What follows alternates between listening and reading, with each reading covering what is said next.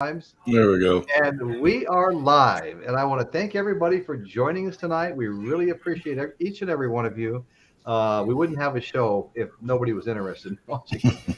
So thank you so much. We got a great show tonight. Introduce my colleagues. We've got my host, Dan, Just the Facts Man. Dan McNew got a great show of his own, Just the Facts. And is Just the Facts your main show right now, Dan? Because you've had a couple of other names too. Yeah, Just the Facts Man. Man. Yeah. Just so it'd be easier because before, if you search Just the Facts, it was hard to find. So I added man. Yeah. No, I think that's great. and it helps. Yeah, and it goes well with your new, headshot. Yeah. And Lou Mars below us, multi-instrumentalist, author, award-winning drummer, Grammy nominee, and it just goes on and on and on. Great musician right here, super talented. When I saw that last video that you and Dana, who's in the room there with you, I know you and Dana did that. I thought, oh my God, these guys, these people, these. She's in the room.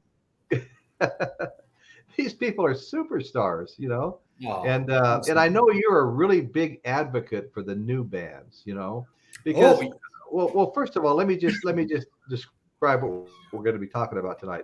Rock and roll. What does the future hold with the coming deaths of just about all of our rock gods? And I mean, I'm up there with them in age too, but I got to tell you a little story. Betty and I took a little 90-minute road trip the other day. And during that drive, I had to find a new radio station 3 times. And I'm not exaggerating. On all 3 stations, I heard a Led Zeppelin song on that trip. Well, it's called classic rock, I can remember in 1969 being in high school, when Whole Lotta Love, their Led Zeppelin's first single came out. And I can remember wondering I love this so much. It seems like it's going to live forever. Are people going to still be listening to this in 20 years? And here we are 50 plus years later, and people not only are still listening to it, it seems like every time I get in my vehicle, I hear a Led Zeppelin song playing on the radio, and many of the others as well. And that's just mind-boggling, really, to be honest with you.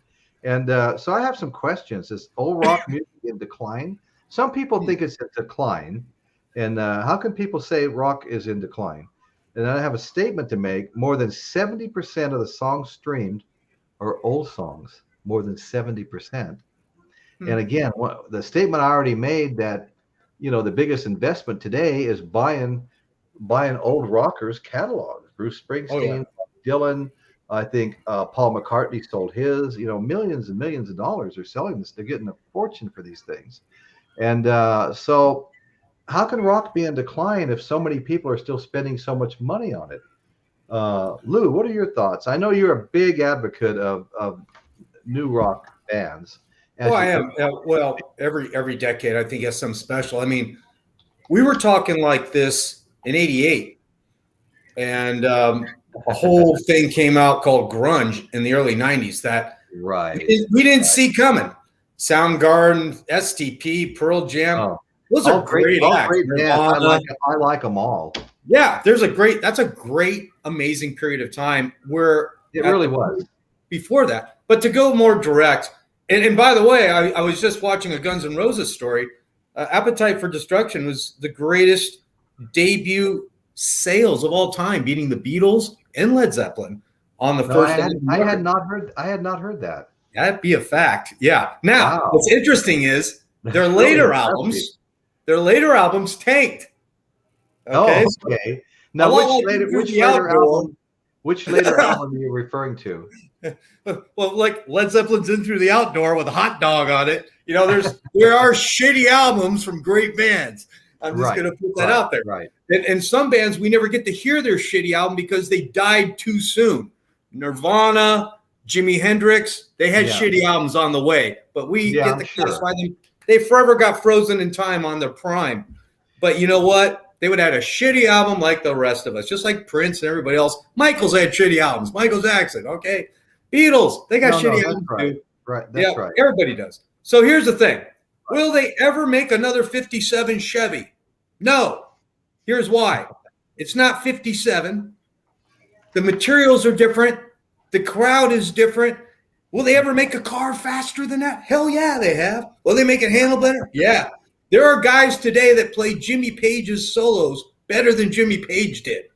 Now, that doesn't change that these guys are not legends. They are legends. Jimmy Page, Robert Plant, the Beatles, for God's sakes, what a catalog, right? Right. The Stones, who's going to play that many years and still actually look kind of cool doing it? You know? Exactly. So yeah, but here's the thing: rock's not dead, and will never be dead. First off, second off, there are new guys that are going to bring it and keep it alive that we haven't even heard yet. Just like when they said, "Oh my God, what's going to happen when Frank Sinatra's gone?" Mm-hmm. Well, shit, some badass shit happened after Frankie left, man. Really interesting you say that. My wife and I were driving the other day, and I played some Dean Martin, some Frank Sinatra, some Sammy Davis Jr. I was just pulling these up on YouTube on my phone. The Rat Pack, yeah. And growing up in Las Vegas, just like Elvis, the Rat Pack I felt like part of my life growing up. In fact, Sammy Davis Jr. came to our high school into the auditorium. We had it was kind of like having an assembly, and he was friends with one of the female teachers. Shit! And he came there. Now you pissed that off.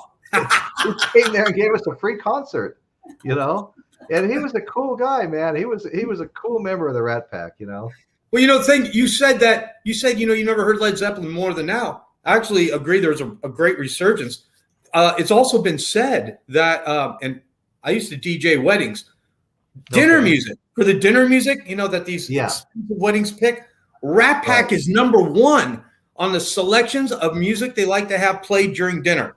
I can kind of understand. I could listen to Dean Martin sing that's Amore, every day, You could see the white tablecloth, with the sun in your eye, big pizza pie. It's got a feeling to it. It's a certain time period. Everybody had the skinny ties and the suits. So that's why that music fits. Now, you wanna rock out and have a great party, you got beer going on. I was just at a club here in Chico, California. It's a college bar called Riley's. Right. The average age in this bar was 22, I'm going to say, on this particular night. The average song playing on the overhead was 30 to 40 years old. It's funny you should say that. My grandson stays in this back room, which is kind of almost a double bedroom size. But he's got his own exit, right? So, you're never really sure. When he's here, and so him and his girlfriend have been here for a few days. He's starting college, I think tomorrow. But Sam and his girlfriend have been here for the last few days, and Betty and I were like talking quietly for hours. We thought he was here, and come to find out he'd been gone for hours. That's what the back door's all about. He does not listen to my music, right? I mean, I did see a Kurt Cobain, thing on his wall. We have French doors to his bedroom. There's 4 doors there. And he took a poster or at least a picture of all these, rock, rap, and filled every single hole with the picture. So he had some privacy. There's no curtains on those windows. Wow. But anyway, so he comes and goes. But I told Betty, I go, you know what? This would be great. I'm going to do an interview with him and Ellie. They're both 17 years old. I'll do an interview. We'll talk about what they like to listen to and why, and whether or not they're listening to any classic rock. And so I go to find out if he's in his room, and he's already gone. I wasn't able to do it. Well, I thought that might be kind of fun to get, because he's a real smart, articulate kid, and it might be kind of fun to get his perspective on things, from that age group. There's different ones. There's just like us, just like the 3 of us here. We all listened. We cross over at some areas of our music. Oh, yeah, definitely. But we also go a little bit off because of our environment. We got Texas in the room, California, different areas of the country. So that affects what we were listening to at the time and to this day. It's a big part. I want to give Dan a chance to speak up. What do you think about all this, Dan? Well, the way I look at it, since rock and roll was first, I guess, invented by Chuck Berry, he's the one that says he invented rock and roll. But you listen to the music now, it's nothing like Chuck Berry music, although its roots go back to Chuck Berry.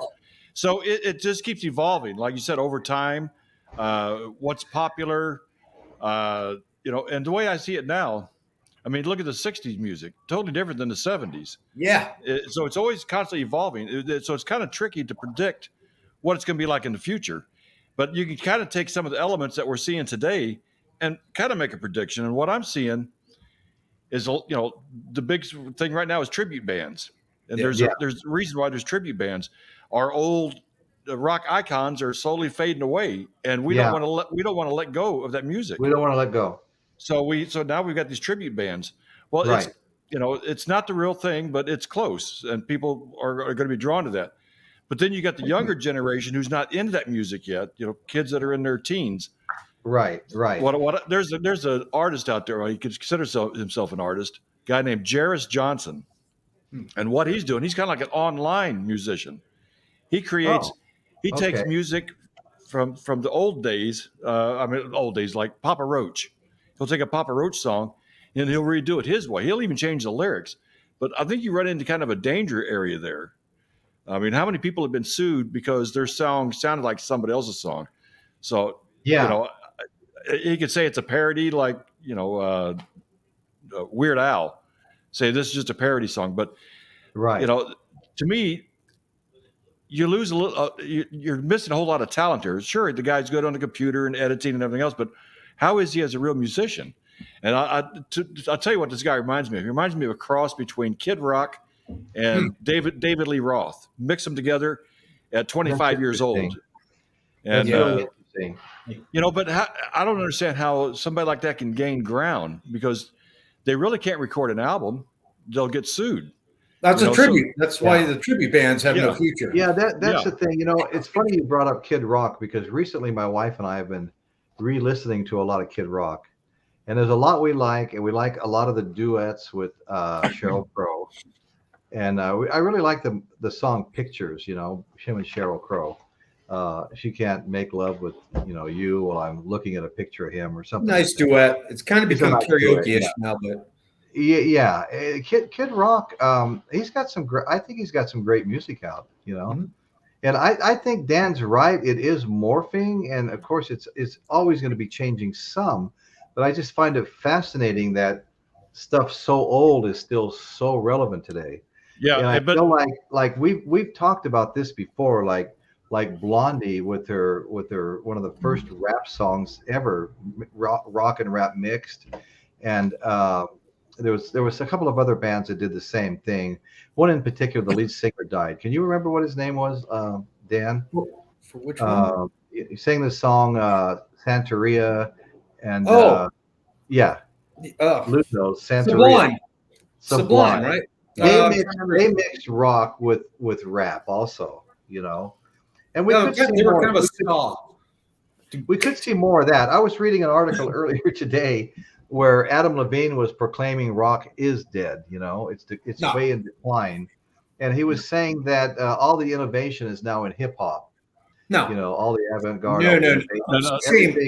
Everything new and cool is coming out of hip hop, and not surprisingly, Alice Cooper took that on and disagreed wholeheartedly. And I'm going with Alice all day long on that. Well, the rock. Rock. What is that even? That's like going. Yeah. That's like going. Will there be another Picasso? Will there be another, Rembrandt? No, but there will be people inspired by those artists, and it will do spin-offs of it. Music's the same way. We needed Jimmy Page and Jimi Hendrix to take that guitar to levels that we didn't know was possible. And then Eddie comes along and does this, and there's still some amazing guitar shit going on. I watch it, God, now on TikTok and Instagram, I'm watching these young pups and there's the women who are now on the scene. Yeah. That's right. It's exploding right now. Yeah. Exploding. I teach music. A kid 2 days ago brought up a song to me. He brought up to me. You know what it was? I didn't even recognize it at first. And also he says, I want to learn to play this song. He's a drummer. And I hear it, and it's when your mama don't dance and your daddy don't rock and roll. I'm like, holy shit! You want to learn that? Not Crazy Train or no? I go, how in the hell did you find that song? Right? Did your mom or your dad? He went to the fair, and Fogerty was playing. Yeah, John Fogerty. He heard the song, and I said, "What did you think of the show?" He goes, "I loved it." That's how it happens, man. That's how it happens. When I was a kid, Three Dog Night was on the way out, but I saw one of their last shows. I never forgot that. Right. It influenced me. They were a great band. They were a great band. They had so many good songs. Of great songs. Yeah. Well, you know, you bring up women. That's going to be part of the thing to predict as well, because just a few years ago, out of all the guitars that were sold, 20% of guitars were sold to women. Oh, you know what that number is now? 50%. I was going to say, and they're rocking it, man. There are some speaking of women. There goes one that plays guitar. You know, my prediction is this: right now, down in LA, there's what's called the punk surfer scene going on. You haven't heard it? Check it out. No. Punk surf, and think of the Ventures meets like punk in the mid-70s, but it's all original. Oh my God! Just 2 days ago, I'd never heard of this. Apparently, it's already in the underground. A show just went on where bands were playing called punk folk, not funk. So punk and folk music cross. So here's why this is happening. Think about this, guys. Remember the 70s, disco was kind of running its course. Foreigner, Journey, the big name, the purchase. There really was nowhere else to go. You can only sing so high beyond Kansas, you know, and Robert Plant was up here. And then the Cars kind of came out, and then punk came out. And even though I didn't like punk at the time, it was necessary. I didn't like it at the time either. No, I thought it sucked. But man, it shook up the shit.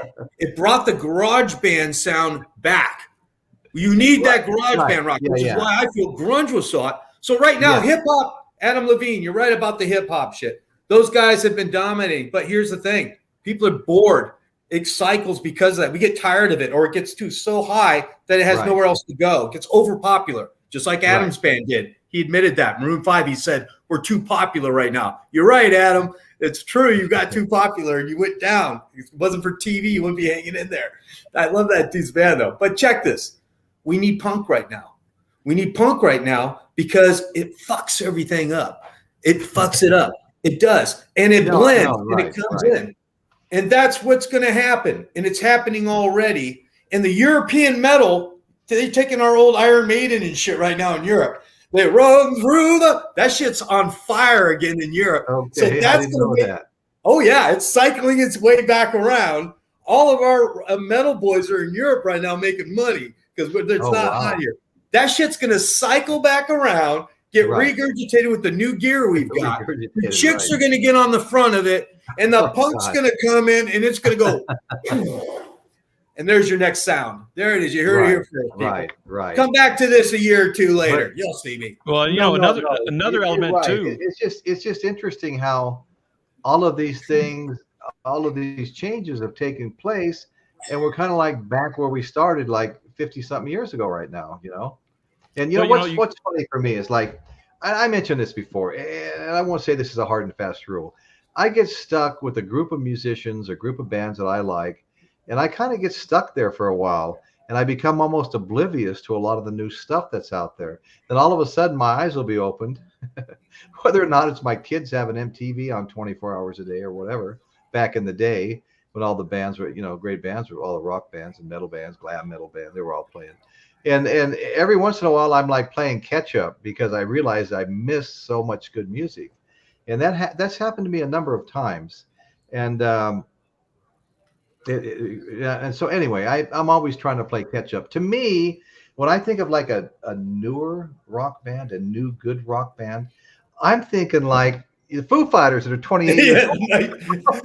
That was just yesterday, 40 years ago. I mean, Hendrix and the Doors and, the Beatles and Zeppelin are all 60 years old, 25, 30 years. That's a new rock band. Right. to think a 21-year-old in the bar right now was born in the 2000s. Yeah. That's okay. Right. 2000. Right. Foo Fighters were 1990, 91. So actually 92 maybe. Okay, so a 21-year-old was in the aughts. That'd be like me listening to music from the late 40s. When I was that age. I said that before. Remember, I said, can you imagine when you were in my day? It was 19 years old to go to the bar. I was playing bars at 17. Arizona was 19 was the drinking age. And that's a whole other topic we won't get into about which that should be. But the bottom line is this. When I went in there, ironically, I was listening. I mean, they had Greg Kinn at the time. Crazy Train had just come out. All that stuff was really popular. And here's what blows me away. I just went to a show last night, a band called Legends, and I'm not dogging them. I'm just saying they had the exact same song list that I played when it was new at 17 for covers. Kidding. Yeah, they had the same list. So I'm sitting there just like going, all right, now we would have never done that. We would have never done that at this point. I wouldn't have a new band right now doing a song list from then. I would have been doing a new one right now. Maybe it'd have some old stuff like Rage Against the Machine, back when we were younger. We had a couple Hendrix songs. Alice Cooper was he was considered old at the time. We did a little bit of him. That was old already then. Alice Cooper was high school for me. Yeah, but it was anything beyond 2 years was an old song back then. Right. Yeah. That's how current we were. You guys remember that? We were current, man. You were jumping on, hey, did you hear that new Montrose album? What? Right. Boston, you hear them? Yeah, they were playing an album over there. It just came out. You don't hear that right now. And it's not because it's not happening. It's because we're not paying attention. It is actually. Right. I was at another club. I walked in. I didn't recognize a damn song. Not a one. It was on the overhead. Right. I'm like, what is that? What is that? And it wasn't hip hop. It was just this killer kind of like 07 Europe techno indie sound. It was badass. Right. I wanted to, what do you call me? You hit them, they tells you the song. I want to get every one of them. Like, what is that? What is that? Shazam. They go on to Shazam every damn thing. Right. Anyways, yeah, that's where I'm at on that. I got kind of excited when you started talking about kind of a new subgenre. What was it, surf punk or something like that? The surf punk is great. There's 3 out of LA right now. Yeah, if you look it up, you find them. No, I'm definitely going to look it up because I absolutely love surf music. I've got to look up. I was in elementary school when the older guy across the street, who was in a car club with the plaque in the back window and all that stuff, and then all take their cars to Tijuana for Diamond Tuck or Tuck and Roll, and $160, another 60 for a headliner. Well, it's badass because that surf music blasted out his open door of his parents' house all day long. And the only thing that can make Dick Dale's guitar better, think about it. Yeah. Distort the shit out of it. Yeah. Not you like with the metal distortion. And I got to tell you, I'm not a punk fan, but when I walked in and I heard a Dick Dale type guitar, the guys had my favorite band. There's 3 of them down there. I think they're even called like surf punkers or whatever. They wear like skinny black ties like the Beatles, but then they come out and they hit their gear. And it's total metal with punk edge, It's just like you're just like, but it's like the Ventures on 20. My God. On steroids, yeah. I love it. Yeah, I was like, shit, this is good. I saw where the old Slow Brew was downtown San Luis Obispo. Oh yeah. I love that old bar. 7 or 8 years ago, Dick Dale played there, and his son was in his band too. And I think Fender was going to release a mahogany guitar under his son's name at the time and stuff like that. But anyway, so I went down there and I was all excited. I love Dick Dale's music, and King of Surf Guitar, played in all those old, Frankie Avalon and Ed Funicello surf movies. It was always Dick Dale that was playing when the bottles were being thrown and the punks would come in to try to start a fight. But anyway, so we went down there and here's Dick Dale up on stage. And it kind of blew my mind because I was expecting to be, in a packed room, but there wasn't very many people there. You could walk in and out, go down and get a drink, come back upstairs, walk right up to the stage and stand in front of the stage and watch him play and listen to him talk and tell stories and stuff like that. And it was great, man. He is really, really good. We bring up a point. All of our rock legends, as we call them, right. If you look at their histories, they were all inspired. At the beginning, none of them were overnight successes. They all broke their asses to get, even the Beatles were around years before they came to America. Yeah. Second of all, they were all inspired. Led Zeppelin, how many bands they got sued by the black guys, going up saying that's our song. Yeah, all the blues. They literally lifted the lyrics and the music. And I know, completely. Led Zeppelin lost. That means they were guilty, okay, folks? That was Led Zeppelin, our great band. The Stones have got in trouble. The Beatles, George Harrison even got busted doing that. Yeah. And the Beatles got kicked off of Little Richard's tour for doing his sounds. And, Who's Little Richard? I heard that. Yeah. They copied him so much, they kicked him off. Okay, so now let's talk about how original they were again. They weren't. They weren't original. They were inspired. Well, no, because the British bands from the British invasion all cut their teeth on American blues, old American blues. There's countless stories of, Mick Jagger runs into Keith Richards, and one of them has just acquired an old blues, and they spend days at one of their pads just listening to that music and whatever. And the black dudes too. They're all like, hey, I was the Elvis, the original Elvis. Bullshit. You were inspired by someone before too. I mean, Bo Diddley, I was listening to him in an interview going, they don't play Bo Diddley, I don't play them. Nobody knows. He's all talking shit. It was fun listening to him talk shit, but it was a lie. Right. We're all inspired by somebody. We are. And that's why I hate when Tim says, who do you sound like? Oh, I don't sound like anybody. No, no, and you don't, it doesn't mean you're any less original if you compare yourself to a little bit. You can only say, I'm trying not to sound like anybody, but I was really inspired by David Bowie, for example. Okay. I heard a guitarist last night. I walked up to him afterwards. He played an original song, and I said, man, I hope you don't get upset by this, but your guitar sounds just like Brian May and a little bit of Peter Frampton in there. And he was like, you know what? It's funny you said that. I was just working on some of their music the other night, and I was blown away by the sound of their guitar. And so that's what he was trying to do. And I heard it. I heard it. Yeah, and that's what he must have really liked hearing that you could pick that. He did. I thought he was going to get mad. You got to be careful because that's not always a compliment. No, I've had people compare me to drummers, and I'm like, oh no, really? I'm not copying anybody. What are you talking about? Oh yeah, no, they 20-year-old version of me was so badass. Yeah, they're copying me. Oh shit! Now I'm lucky if you pay $5 to see me. Thank you. Hey, Dan. So with the Texas stuff, so for example, down there, I know you're talking about these tribute bands, and I'm thinking it's a trend. Now it's been a long trend, but I think it's going to be a trend. Well, here's why. Now, and I'm going to go. Some of these tribute bands are amazing. Some of them. Now there's this other half of these tribute bands that I think need to go into the trash bin. And here's why they need to go into the trash bin. Dudes, if you got to put on a funky-ass Halloween wig and dress like a clown and act like one of my favorite bands, please don't. Just don't. Don't do it. If you kind of look like the dude, like there's the Queen Nation band out there. That dude looks like Freddie Mercury. And more importantly, he sounds like Freddie Mercury. That's it. You wouldn't cast some big, giant meatloaf dude to play Elvis. Well, maybe the 70s version in a movie. It's the same on stage. If you don't have it all together, and here's the part 2 to that. And this goes out to that Steven Tyler dude in that Aerosmith band. Dude, you're not Steven Tyler. When you're off stage, quit acting like you're Steven Tyler. That's an insult.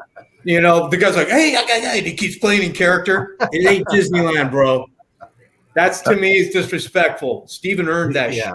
Don't be taking his shit off stage. So anyways, that's all I got to say about that. Yeah, I knew a guy in a Kiss tribute band that acted that way. Off stage, he thought he was still Paul Stanley. It's like, wake up. Yes. I get there's a point of the act, and then there's a point where you can tell that, okay, this dude's in his head. Yeah. Right. And you know what? If you want to know what that really feels like, fake Paul Stanley, start your own band and be as badass as Paul Stanley. Then that's the real shit. Don't steal Paul Stanley's crap, and act like you're him. That just pisses me off. I'm sorry. No, one of the things I have noticed that at least here in the Dallas-Fort Worth area, that there's quite a few elements as far as creating local bands. When you got these tribute bands, most of these tribute bands are musicians who have been in bands before. Yeah. So they pretty much perfected their musicianship by the time they got to this tribute band.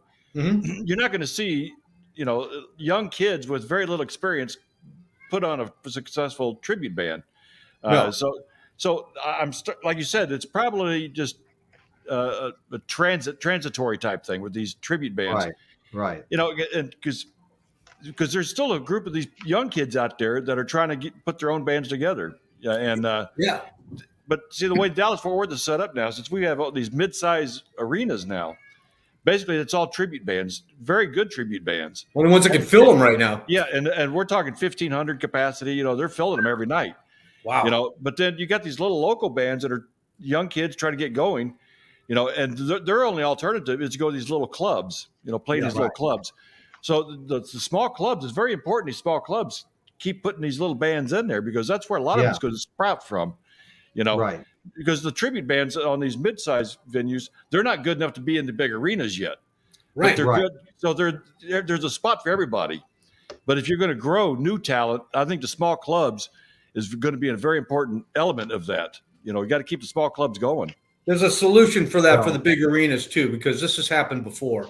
I was in a period of time where it was really, for a while there, AOR rock got so hard to bust in.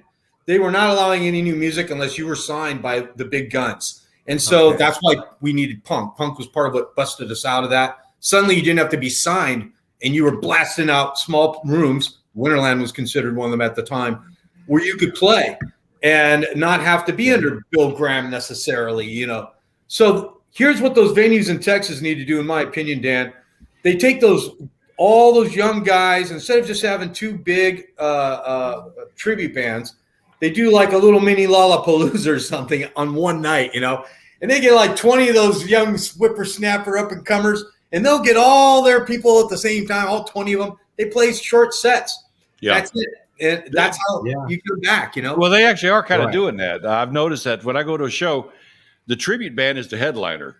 You know, then you have other bands that, in fact, I saw one girl up there just by herself, just playing a guitar. You know, and of course, nobody's really listening, but she's on stage and she can put it on her resume. Time. Right. Yeah. Right. So, they used to do comedians. I'd much rather see a singer-songwriter open up than a comedian, in my opinion. Yeah, but here's the other thing I like to see more of. So, okay, we got the tribute band thing.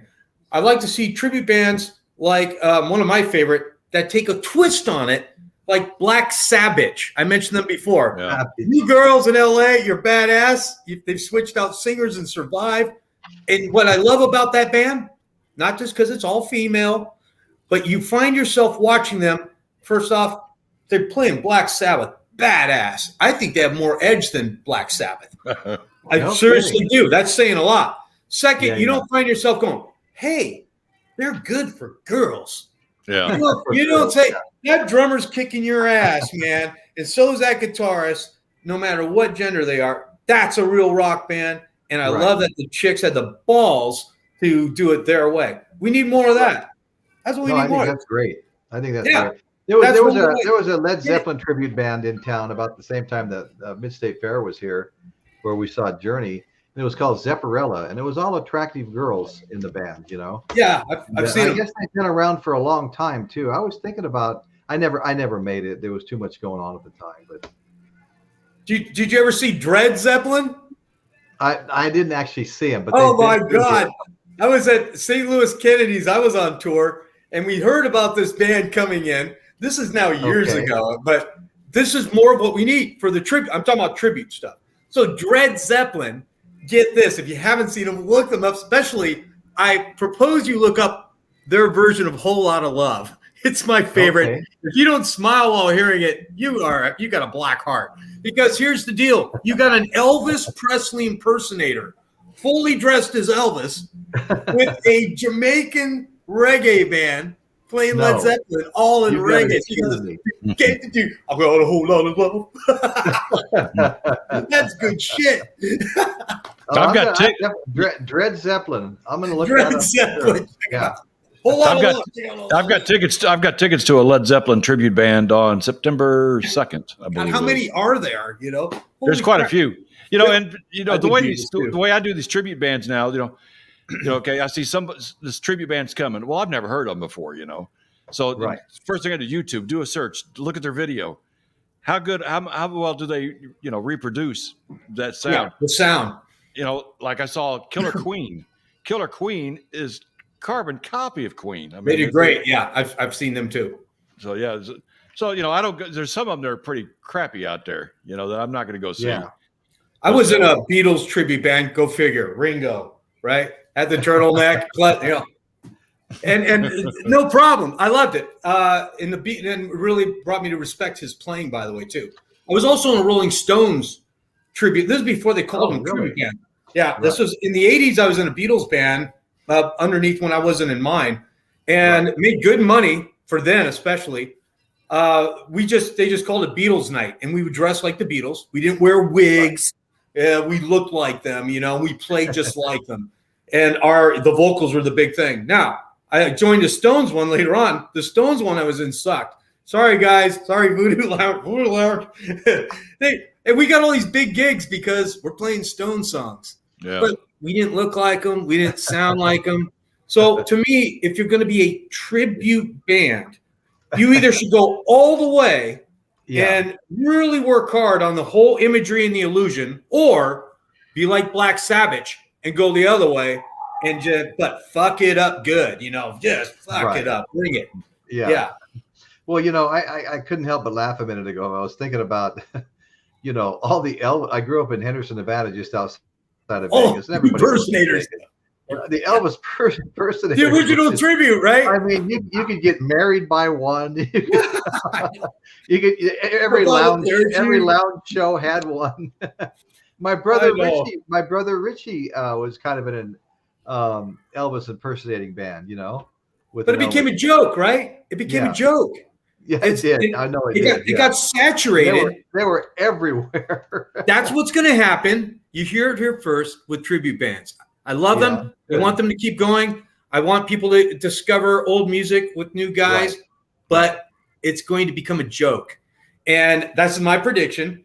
And what's going to happen is you're going to want something really raw again. Check out one of Nirvana's early videos or Pearl Jam when they're running and jumping around like maniacs like The Who on stage. And you'll remember that old excitement of what a raw rock band brings to the stage. Rage Against the Machine, by the way, very close to that same thing. That's what we need. That's what we need. Punch in the arm right now. We need that, and it's coming. I have faith. It's coming. Okay. Well, the first impersonator I think I saw. They may have been others, but this one really stands out. It was a night where some mushrooms got passed around and shit. And we went. It was downtown. It was downtown Pismo Beach on the main drag there in some big theater that I don't even know if it exists anymore. But this guy his last name was Hansen. You may have heard of him. He was a Jimi Hendrix impersonator. Oh, and he used to play with Sam Kinison on his comedian thing. Maybe it was. I mean, this guy was like insane. I mean, he was like bouncing off the wall. He tumbled those. He went too far. Teeth behind the head, but I mean, he was so hyper. It was just mind-boggling. He would run all the way around. And he would tumble back on stage. And I sat there, and I'm like going, you know what? This isn't a tribute. This is a clown show. There's a clown show, man. He was fantastic. It's like the drummers are all, doing this shit. And you're like, okay, are you juggling or are you going to play the drums, Right. Music is supposed to be soul. Move me with your beat. Yeah, I twirl and do some show drumming. But I'm not sitting like a jackass nonstop, But this guy wasn't with a band. He was solo. But he had a band though too. But yes, I saw him. Yeah, I'm sure he did. Yeah. Yeah. He had the Hendrix experience. And it's like, he's a white guy. He didn't want to share the money that night. Now, I've got a friend that's an Elvis impersonator. And he's a Mexican dude, and he does Elvis perfect. And what he does, he goes around doing shows, but he goes around to these rehab and retirement homes for old folks. Oh, okay, nice. And I actually did some volunteer. I did some volunteer work at a retirement home about 10 years ago, and that's how I met this guy. But I tell you what, when he does his act, the looks on those old folks' face, man, they love it. Oh, it's so satisfying to watch him do his act. Wow. Well, so just a plug on that. Senior citizens, that we've tucked them away in homes in America, bring music to them. Yeah. And you guys out there, if you're looking for a room to play and you want to try out your chops, go to the senior homes. They will appreciate it. You can do you guys are going to these shitty blues nights or open guitar nights in these bars where nobody gives a shit. Go to the places that Dan just talked about. They need you out there, musicians, and you will be loved and blessed for that. You got to remember these people that are 80 years old, 90 years old in these places. In the 60s, they were young. Yeah, so they were. It's not like that music is foreign to them. I mean, that's what they do. Right. No, it's like bringing a puppy in the damn room, Yeah. Like, that's nothing but love. Might have been at Woodstock. Who knows? Exactly. Yeah, I'm sure there's stories. I'm sure there are. Yeah. Well, let's talk about that. In the green room before everyone came on, we were talking about sales for old music. And right.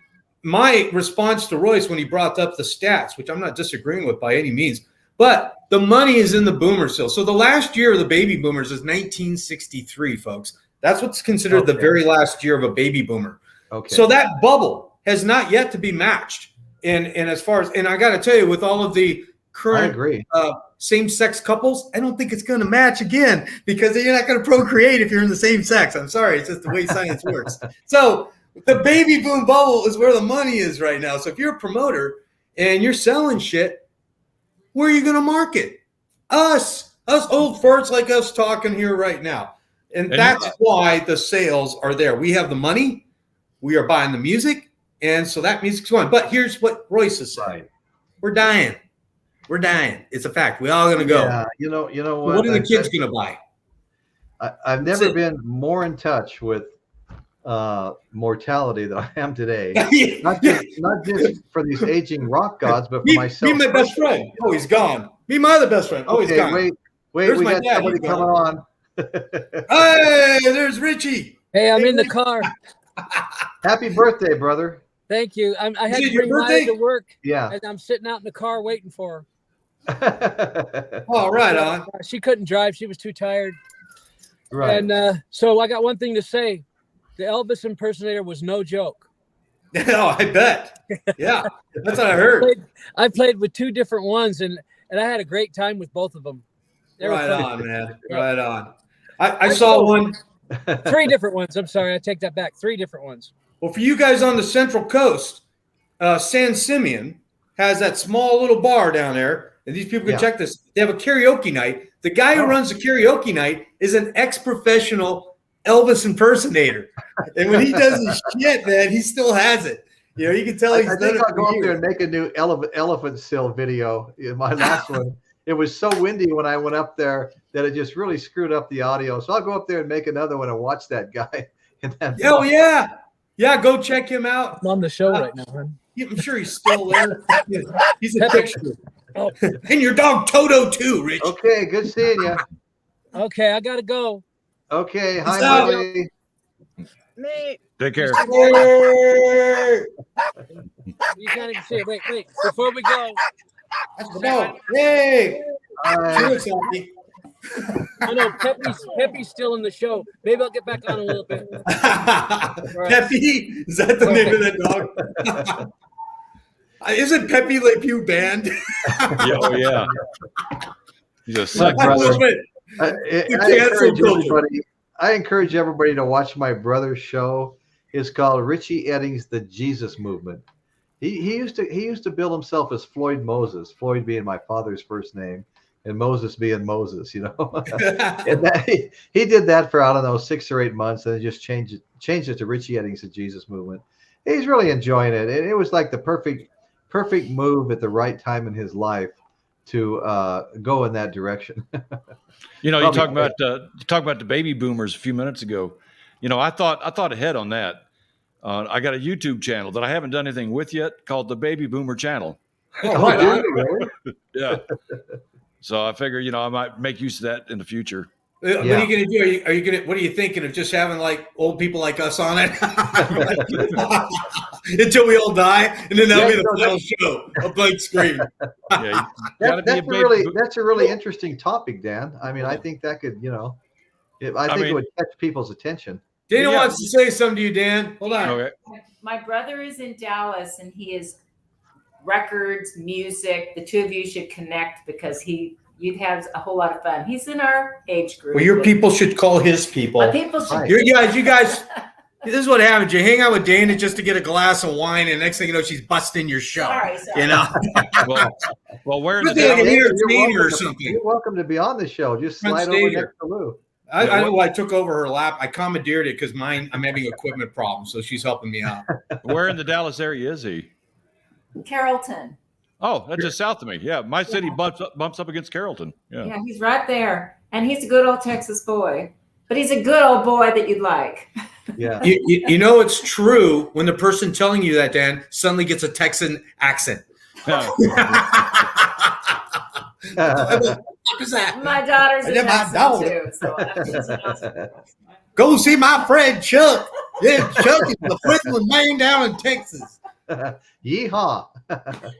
Well, what type of music does he listen to? I mean, your brother. Okay, you guys. Okay, come here. Get my chair over.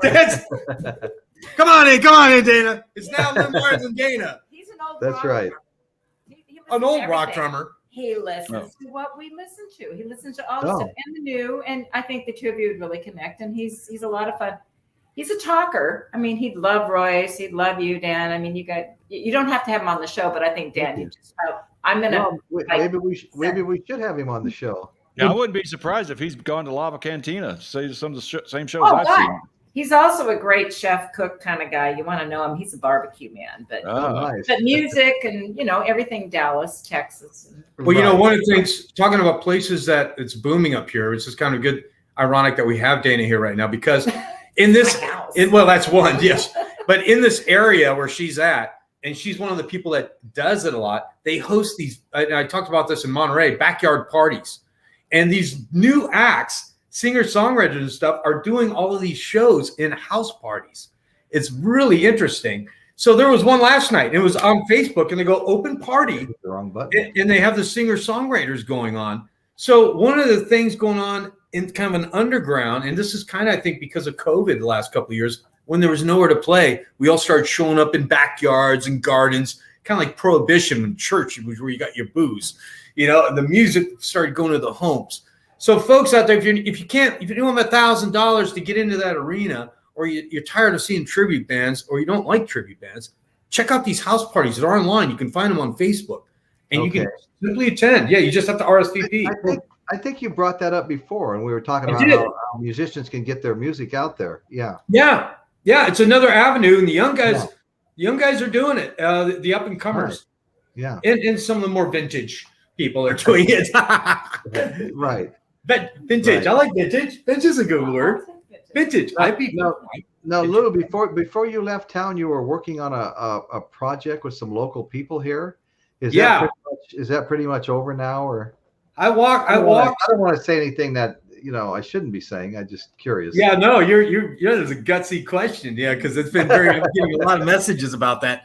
My thing is, as I said before, I can't spend a month in a studio and have cancellations 2 days before people have driven and booked hotel rooms to see a band. Oh my God. That was going to be a sellout.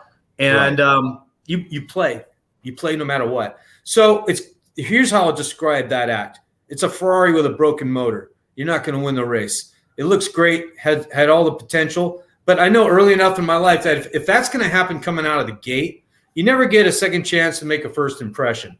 So if that's happening there, how much more time do I need to invest to realize a tour is going to get canceled in the middle of it, or something's going to go wrong?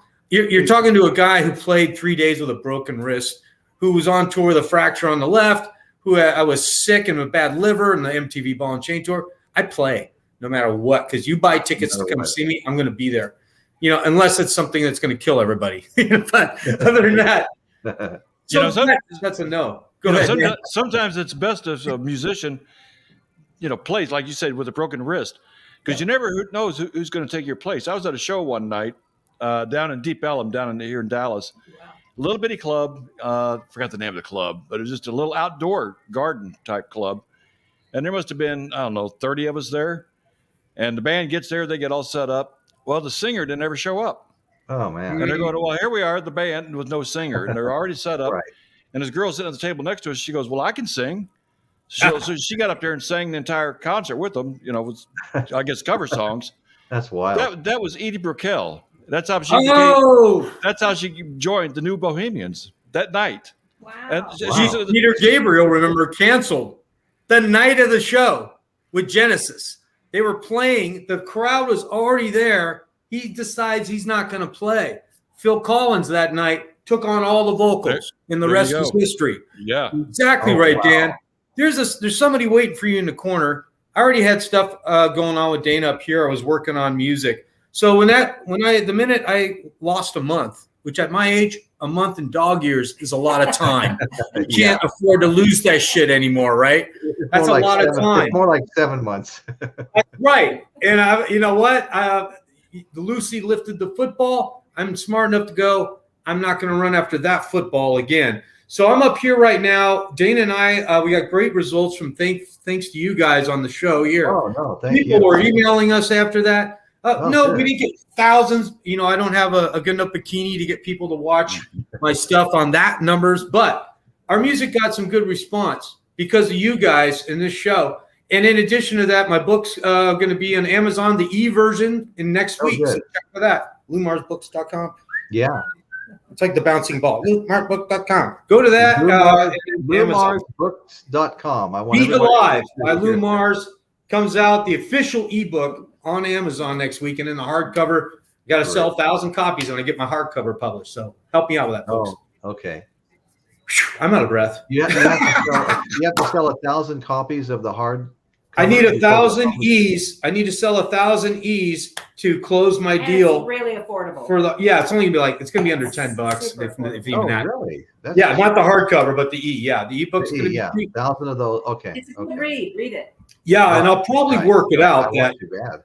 People who invest into that, if they want to get a hardcover signed, I'll work something out. Email me direct. And I'll discount it off your hardcover or something. I'll figure it out. I got to get that book sold up there because I want to get that hardcover, because the hardcover then begats Warner Brothers taking a look for a screenplay.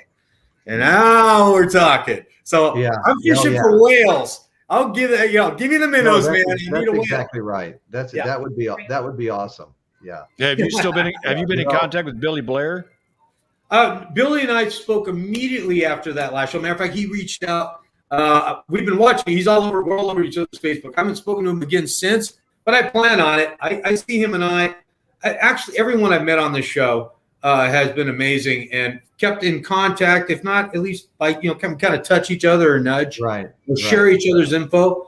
I think the appropriate time when there's something that either one of us needs, I have no qualm that I'm fully confident that we'll reach out to each other. And it's interesting how that works sometimes. I mean, I'm always given a hard time for spending too much time on the computer and on social media. Well, a week and a half ago, somebody calls me up and goes, "Hey, Royce, it's Tim." I go, "Hey, Tim, how you been?" I haven't talked to the guy in years, right?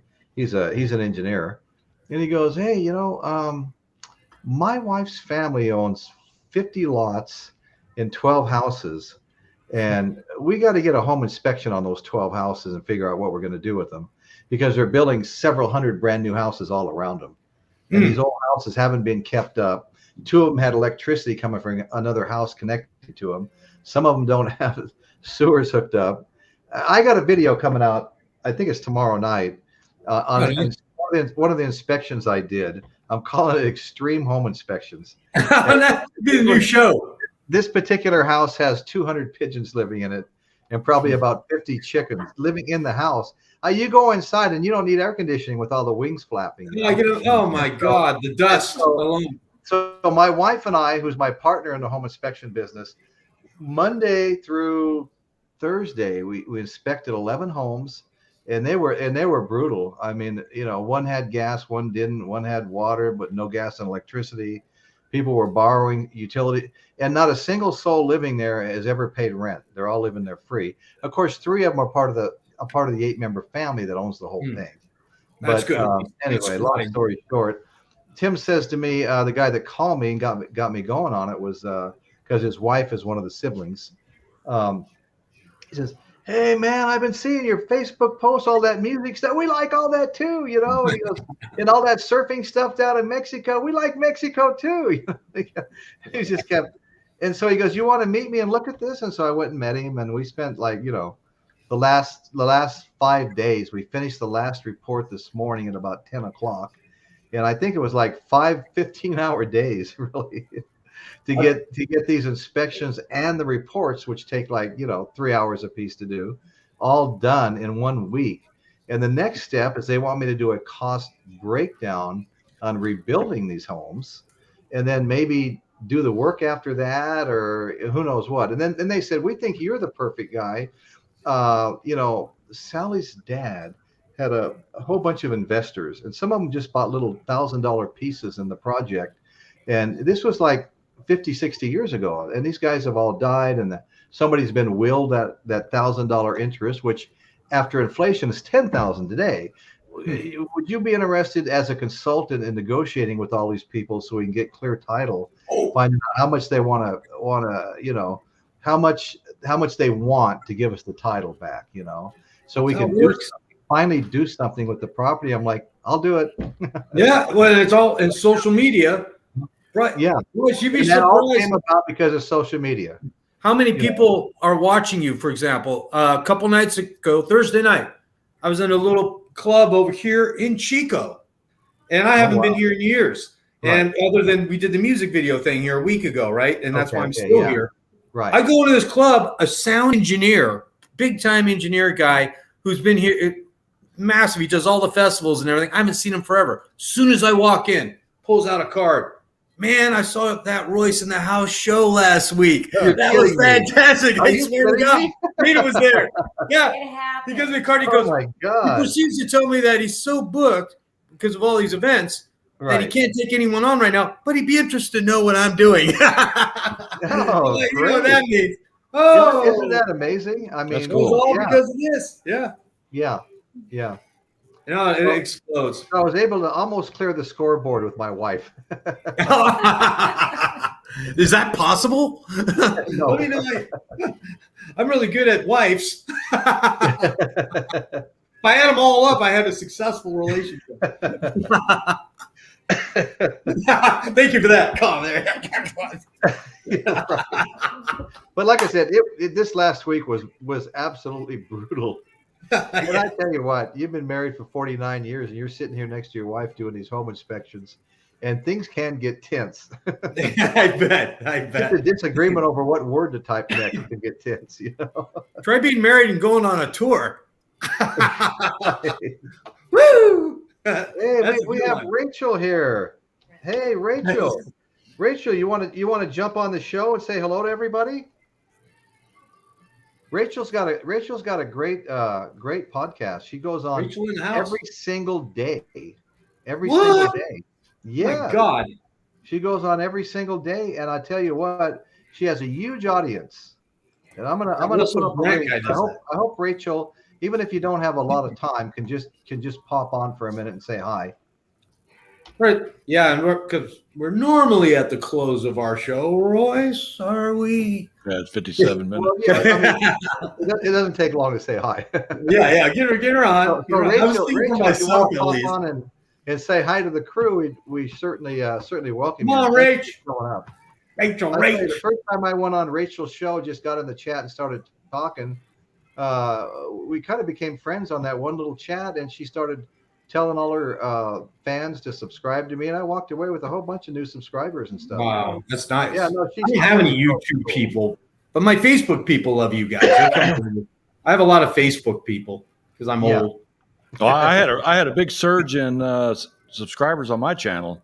Right on. Over 1,600 in a week. Woo! Oh, man. Dan, I'm up to tell them what you've been doing. This has been amazing. Well, there's a lot of these old B movies from the 50s, sci-fi movies, and that's right. A lot of them have been copyrighted properly. Hi, Roy. Rachel Ghost. Hi, Rachel's Ghost. Hey, what you doing, girl? LouMarsBooks.com. Okay, so that's something I gotta subscribe to, I think. Okay, hang on, let me check you. It's going to be changed. Wait for the ebook because the subscriptions just ended last week because the book is done. So the subscription was so that you could get into the back room and see the chapters before everyone else. So, but if you do accidentally subscribe, don't be afraid. It gets deducted off the ebook. So, all right. LouMarsBooks.com. Okay. Yes. Thank you for the plug. And Dan. You want to know what? He's finishing. Oh, yes, the 50s movies. Dana. Yeah, Dan, go ahead because I'm interested in that too. Yeah, I just did a search on public domain movies in general. And found out there are a lot of movies out there that the copyright wasn't correct back in the old days. So, you can take these movies, download them, and put them on YouTube, and there's no copyright strike. Oh, nice. So I've got a whole playlist of these old B movies, and a lot of them are uploaded back in December, and they've just kind of sat there, and I've got a couple hundred views on each one, no big deal. But out of nowhere, YouTube started recommending my playlist, and I got 280,000 views in a week. Oh shit! I know that's with 1,600 new subscribers. Awesome. But then suddenly but when you look at the analytics, it all stopped suddenly too. They stopped. I guess they only give you so many impressions or whatever before they shut it off. Interesting. Gotcha. But it really boosted my channel up quite a bit in 1 week. Well, what topic got you going? It was just these B movies from the 50s, sci-fi movies. Oh, okay. And have you continued in that vein doing more B movies of the 50s? Because that's how you keep the wind in the sail. Yeah, I've got about 10 of them uploaded, I guess. And what I've done since, even though they say there's no copyright on it, normally when you upload it, there's going to be a copyright. It could be the script, the music, could be something. And they each deal with it differently.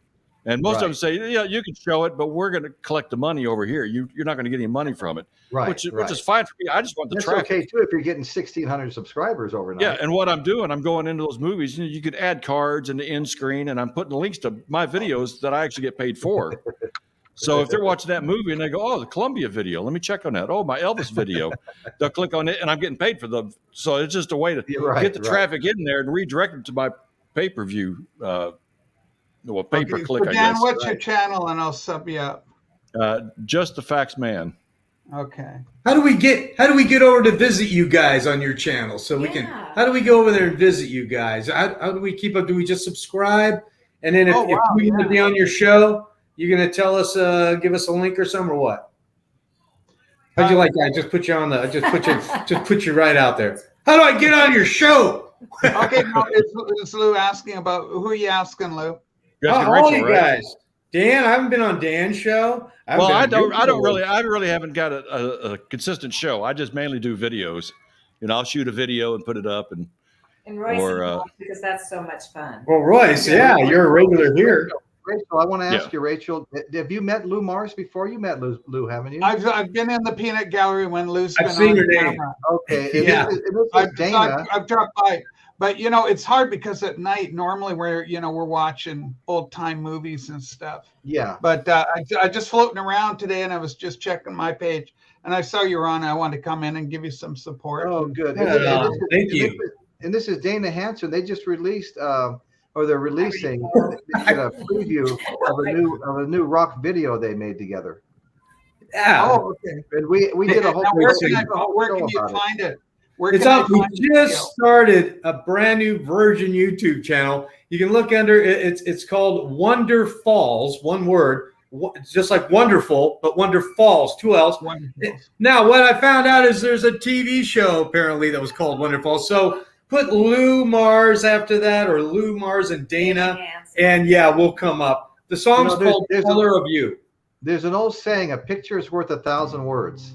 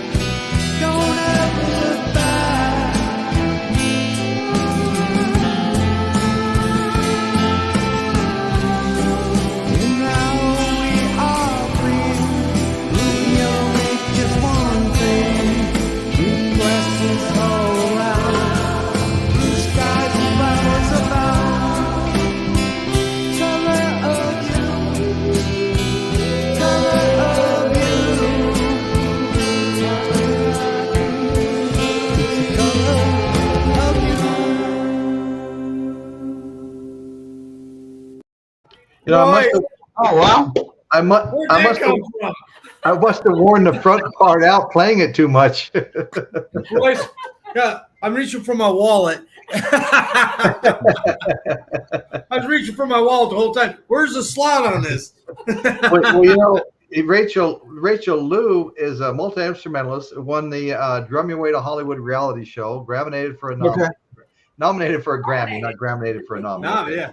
And he won. Lou, tell her about your drum competition where you broke your wrist. Yeah, the first one was 2010 marathon drumming, 5 days, 4 nights, 108.5 hours. Would have been the world record. The record time was 120, but got disqualified.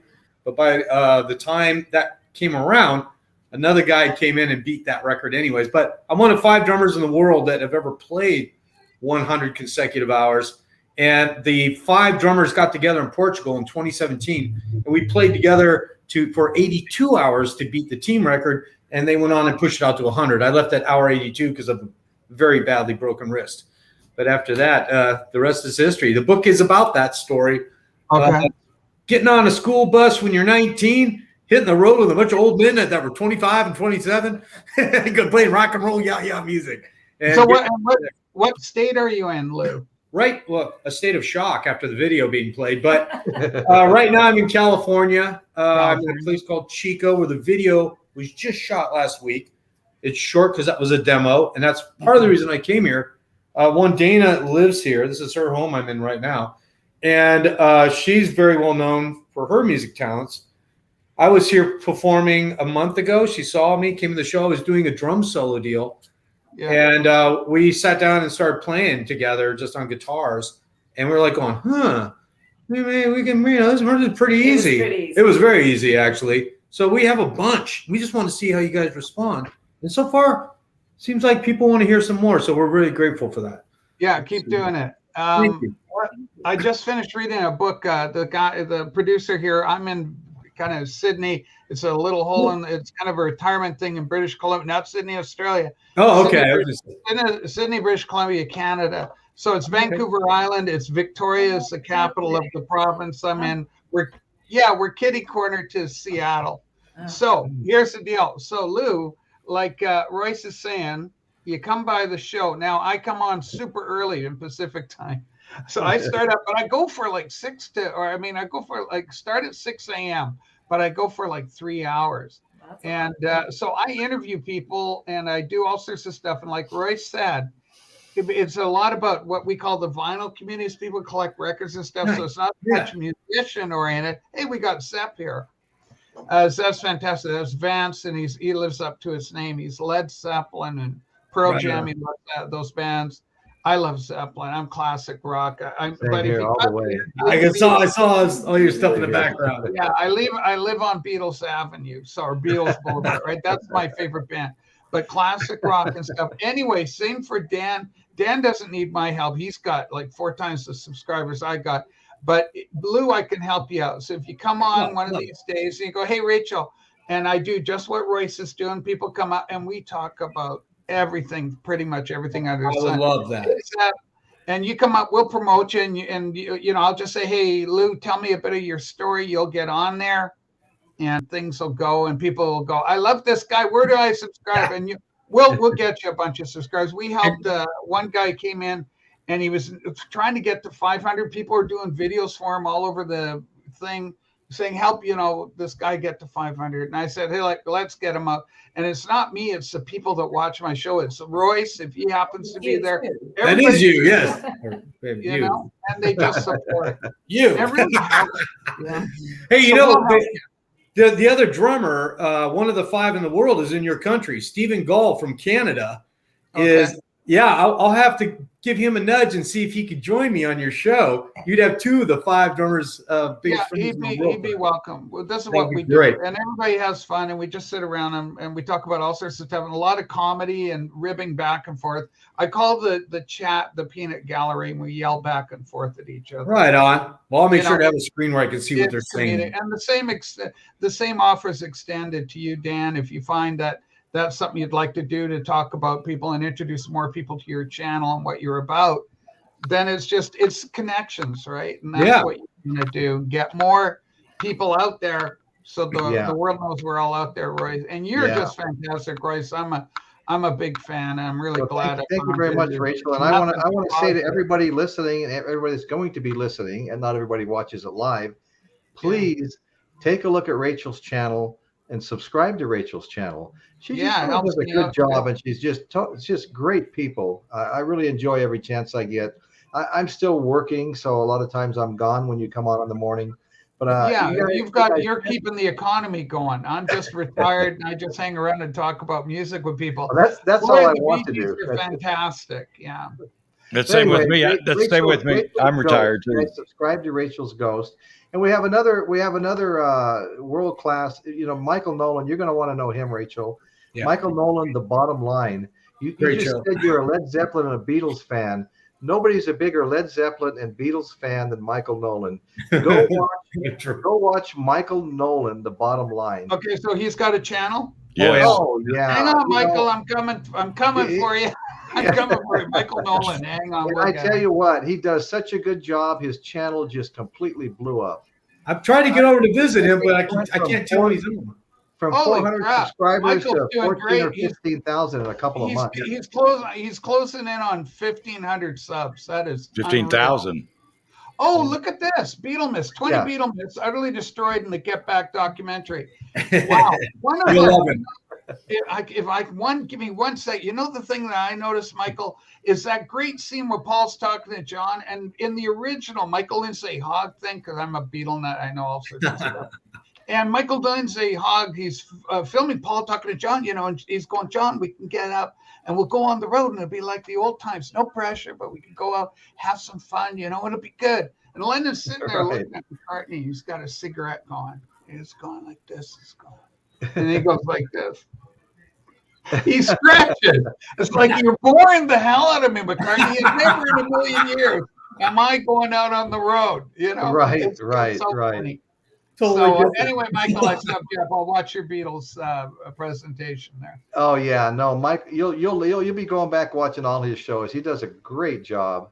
Yeah. I still haven't caught up completely, but I watch everything in the last several months that comes out, and then I'll go back and try to catch up because he's gone through an amazing Led Zeppelin series, an amazing Beatles series. I mean, I'm talking a dozen shows on each, and it's just. Oh yeah, and it's his shows are anywhere from 10 to 20 minutes, and everybody. I mean, the amount of people that come and make comments, they're just fantastic shows. The guys just look what Michael says. I address exactly what Rachel is talking about in my life. Michael calls it, at a show. To me, I call it a class. It is educational. Very educational. Yeah, a lot of his stuff. Yeah, it really is. He throws in a lot of historical insights in there that are accurate. Yeah, Michael's is one of a kind show. It's just so good. Yeah, Michael, I won't be able to help you out much. I mean, you got 14 times the amount of subs I got. But you can come over and we'll introduce you to some new people. And it's always good, but it's all about the connections. Everybody's working hard and trying to promote their channel. You guys are never going to catch me. I got like 18, I think. Hey, no, you got more. I went over there. You got more. Come on. I think I was your 21st subscriber. What? It's taken off. I got 57,000 on all my social media, but my YouTube lacking a little bit because I let it go. I'm starting over. Thanks to you guys. I think a year and a half ago, I sat at 16 subscribers for 6 months. Wow. You got to start somewhere. Right. Yeah. But I can help you out, Rachel. You know what's going to do? I'm about to get you. Have you guys heard of Michael Fremer? He's a record guy. He's a high-end audiophile guy. Okay. This guy he's the guy that got the Beatles in mono in everybody's hands because the Beatles had released the stereo box in 2009. This great, the catalog, the British catalog, the UK catalog, Beatles records. And then Fremer said he trashed it in a review. And he said, what did we do wrong? Abbey Road contacts him because he's a journalist and they know him. And he goes, look, you guys need to do this in analog. Make it like the original records. The Beatles produced them in analog. They cared it. And Michael will back me up. Michael knows this. and it's all analog. He got him. He put the pressure. They invited him to Abbey Road. He was there for the recording sessions to see them put it together. And of course, now it doesn't look like we'll ever see it again. It was like this one moment, because Abbey Road's all kind of half-speed mastering and stuff. But this is all kind of the inane music world that we inhabit. These madcap record collector people. Well, I'm gonna have to come on sometime when he's there and compare Beatles' White Albums and low numbers and shit. Ooh. Now what's the lowest number have you got? Well, it doesn't sound that low, but when you look at the 3 million, $3 million that they've made, it's in the lowest 2%, 70,000. Yeah. I've got a few White Albums, not a whole lot. I've got the reissue one, but Patrick, the vinyl archivist, sent me a UK first edition, first pressing, top loader with I don't know what the number is. I didn't memorize it or anything. Mine's a first pressing too. Yeah, Michael, the lo-fi thing that kind of kicked my numbers up. Like I did a couple, and they weren't just for clickbait or anything. I was early on because there's this guy in Germany named Michael 45 RPM Audiophile. He's the sweetest guy, the nicest guy. He's got a big channel. Now he's got about 20,000, 25,000 followers and growing kind of thing. And but he's nice and sincere. Very and people popular, really react to him well. Anyway, so he because I stream all the time every day, he goes, Rachel, can you go behind scenes kind of and help orchestrate the audience and the comments and stuff? Because I do this every day, so I'm really good at grabbing comments and and everybody's involved. It's a real reciprocal what's happening on screen and what's happening in what I call the peanut gallery. And so I was with that, and so I got to meet Michael Fremmer through Michael, and that's through Michael that basically, and a couple other agencies, good-hearted people, that say, hey, Rachel, we'll send a couple more to you. And so Michael Fremmer is going to be appearing. So I'm going to interview him one-on-one. It'll be a lot of fun. All right. Yeah, Michael, exactly right. So anyway, I don't want to dominate anything. I am an extrovert and I'm a yapper. And there you go.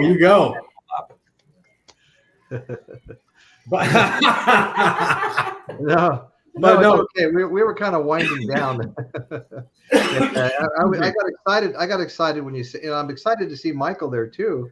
If you want to come in, we're gonna be closing here in a couple of minutes, but. Michael, if you want to pop on, I'll send you a link too. I mean, you can get my slot here because I do have to go. I'm gonna have to sign out. This might be one that goes. My Brady Bunch cube.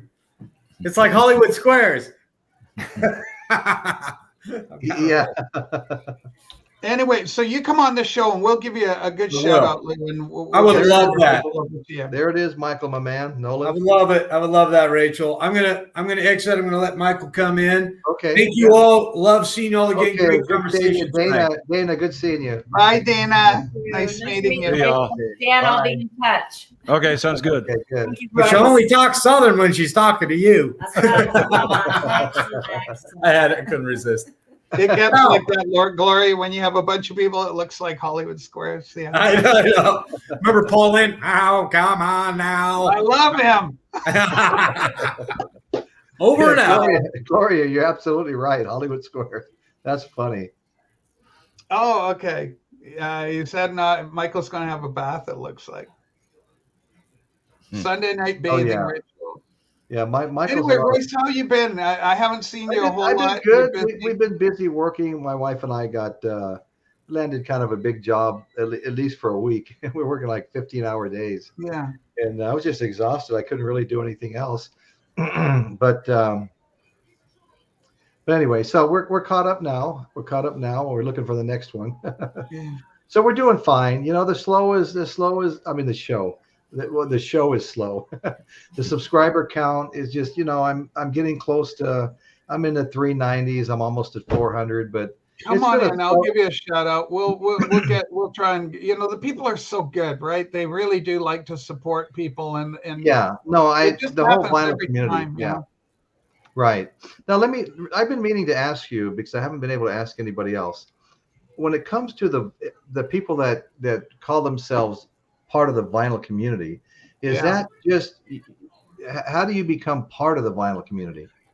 It's kind of osmosis, and anything direct that you may or do, you're kind of adopted in. You can be on the peripheral. Like if you're like, I've said this all the time, whenever you come on, I say, Royce, every time your guests come on, when I'm on your show, I've been on a couple of times, every time on, you've got these musicians, they go, oh, actually I toured with them. And we'll be talking about some band, some famous outfit, and your people will go, oh yeah, I toured that. I'm just astounded every time I come on here.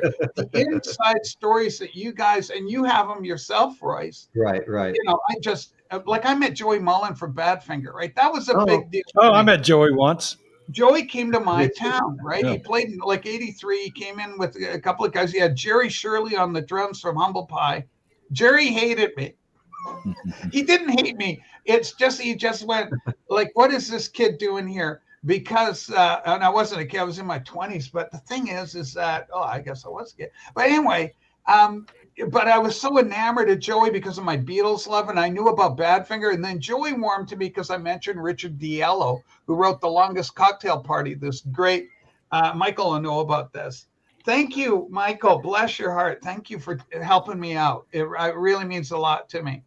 Anyway, so the thing is I meet Joey, and so I mentioned Richard Diello. He goes, oh, that's Richard Diello, because he's from Liverpool. So he's got the Liverpool thing going. And he was so cool. We sat around for 45 minutes just rapping. I go, well, what was it like meeting John Lennon? You played on Imagine. Like I knew all the stuff. And you were at the concert for Bangladesh, Joey. And you also played on All Things, and he's going on about it. And he was so nice. So, but then he goes, he's kind of feeling self-conscious. Go, this is Jerry Shirley from Humble Pie. Now at this time, I knew who Humble Pie was. Thank you, Caitlin. Bless you. Thank you.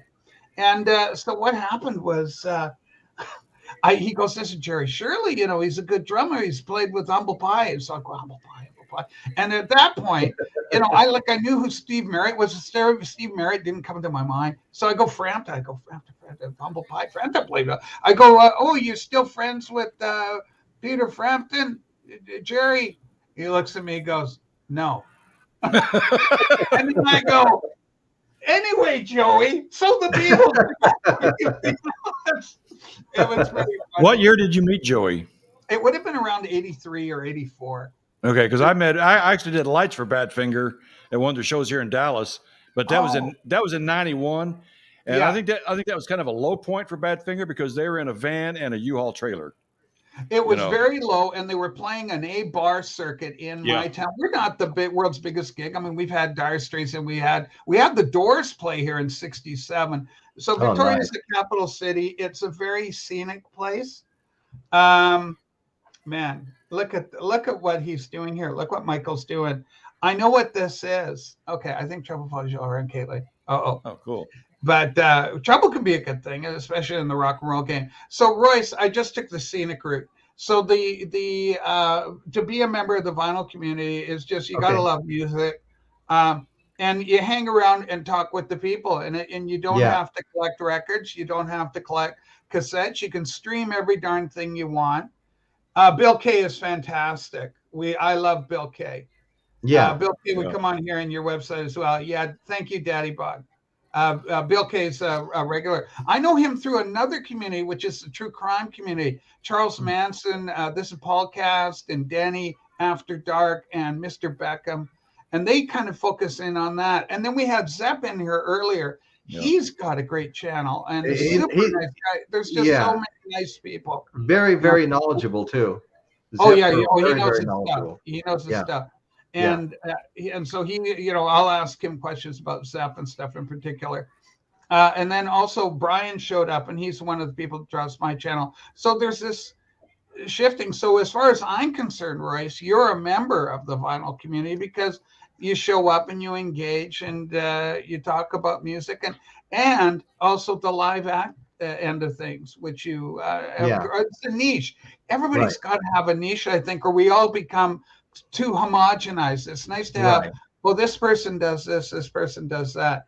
That's right, Michael. Zepp's channel. Yeah.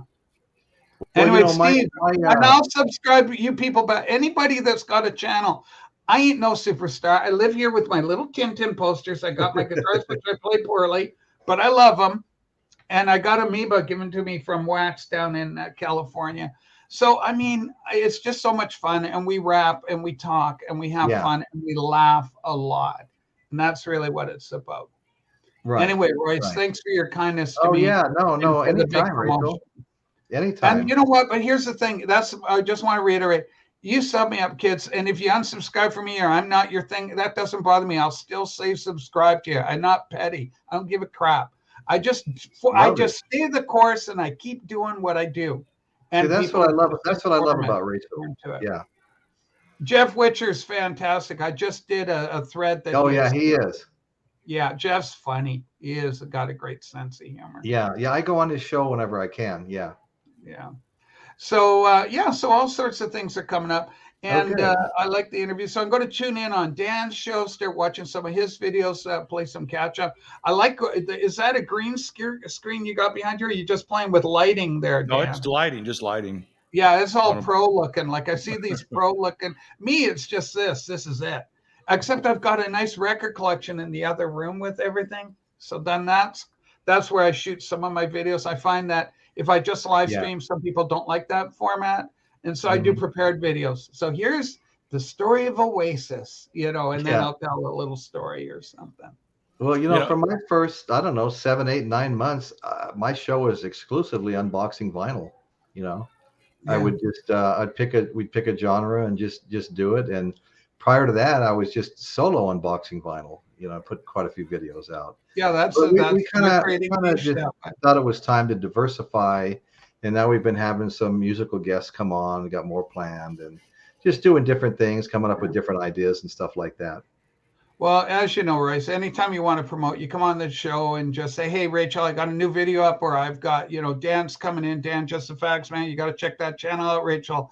And then you come in and you do that. And then I go, "Okay, folks, you heard him. It's Royce, good to see you." And even if it's like 2 minutes, I have people pop in just briefly. "Hey, Rachel, a shameless self-promotion." I go, "Okay, here you go. So-and-so's doing a live stream after my show, folks. So you want to check it out. You got to be there." Right. This happens daily. So. Right. Now, one of the things. Go ahead, Dan. One of the things I'm going to be doing this week, this coming Saturday, I believe, is the 20th. Is that right? Which is my friend Dimebag Darrell's birthday. Oh, and, wow. I did Ride for Dime for 12, 13 years, I guess, when I first organized it. And I'm not involved in that anymore, but, it's his birthday's coming up. So I'm going to go over to Arlington and I'm going to do a little video of all the little hidden places that he used to go to, where they originally recorded their first few albums at a little dinky recording studio. Just kind of anything Pantera, especially they've got this Pantera tour coming up in 2023. So I think it'd be good to kind of see the history of Pantera. The time goes by. It's amazing. That seems like yesterday, when we lost him. That was almost 18, 19 years ago. It was 2004. Yeah. Well, when Dan, I'm just looking at you. I don't think you're 20 anymore.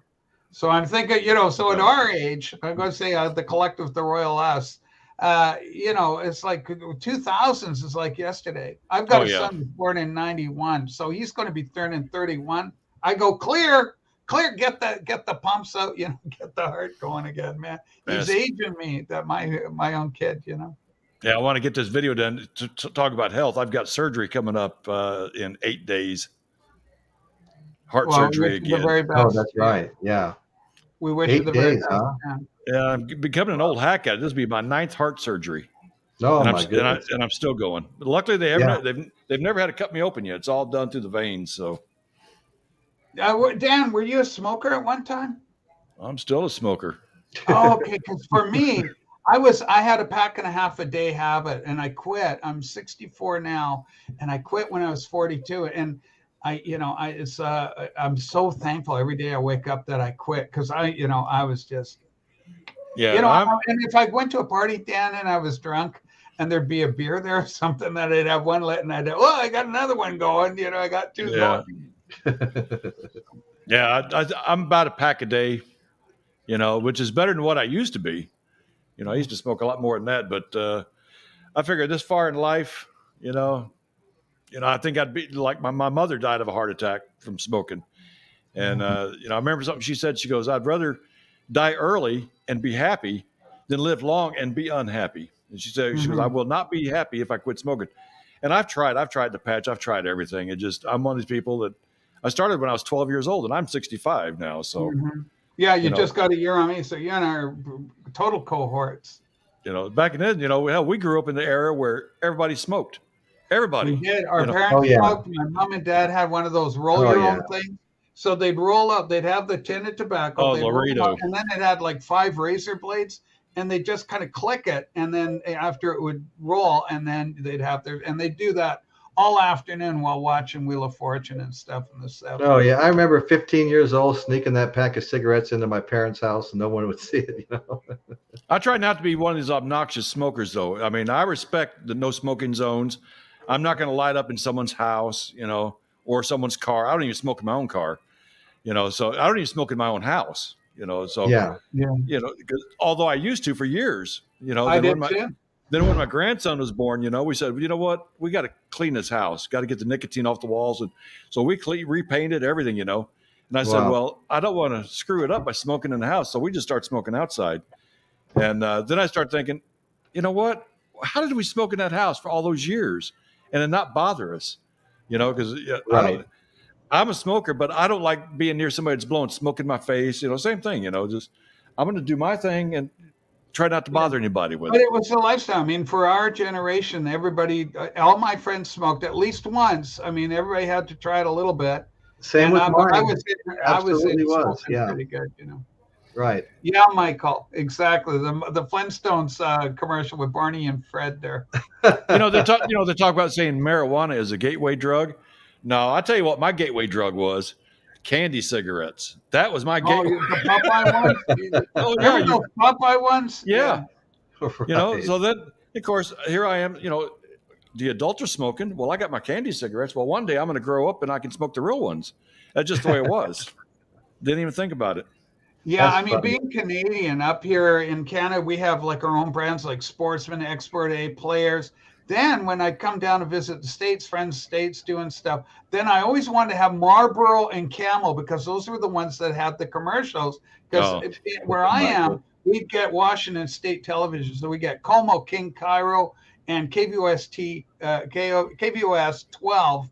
And these would be the channel. In Bellingham, we'd grow up watching all this stuff. So us Canadians grow up because we're all 90% of Canada's population is within 200 miles of the U.S. border, right? We're all crammed down to the south. We got northern populations, but the big populations are all south. So it's like we're all exposed to American culture. Right. I think. Right. We're America light. We're kind of half British, half UK, half America up here.